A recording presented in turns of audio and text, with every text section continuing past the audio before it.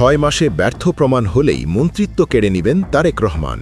6 মাসের এক পরীক্ষার মুখোমুখি হতে যাচ্ছেন মন্ত্রিসভার সদস্যরা। আগামী 180 দিনের মধ্যে প্রতিটি মন্ত্রণালয়কে তাদের দৃশ্যমান সাফল্য প্রমাণ করতে হবে, অন্যথায় ব্যর্থতার দায় হারাতে হতে পারে মন্ত্রিত্ব।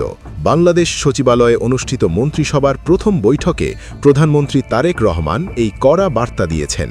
নির্ধারিত সময়ের মধ্যে লক্ষ্যমাত্রা অর্জনে ব্যর্থ হলে বা কোনো ধরনের গাফিলতি প্রমাণিত হলে সংশ্লিষ্ট মন্ত্রী বা প্রতিমন্ত্রীকে পদ থেকে সরিয়ে দেওয়া হবে।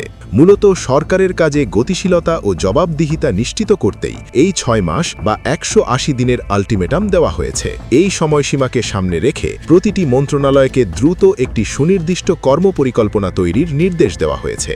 প্রধানমন্ত্রী নিজে এই পরিকল্পনাগুলো তদারকি করবেন এবং মন্ত্রীদের কাজের গতি ও সততার বিষয়টি সরাসরি পর্যবেক্ষণ করবেন।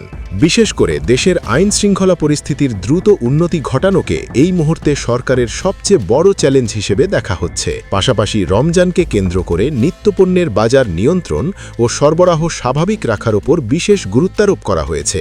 এমনকি সেহরি ও ইফতারের সময় যাতে নিরবিচ্ছিন্ন বিদ্যুৎ সেবা নিশ্চিত থাকে সে বিষয়েও কঠোর নির্দেশনা দেওয়া হয়েছে। আসন্ন 6 মাসকে সরকারের কার্যকারিতা প্রমাণের মূল সময় হিসেবে ধরা হচ্ছে। খুব শিগগিরই মন্ত্রীরা তাদের নিজ নিজ পরিকল্পনা প্রধানমন্ত্রীর কাছে পেশ করবেন এবং সেই রোডম্যাপ অনুযায়ী পরবর্তী পদক্ষেপ নেওয়া হবে।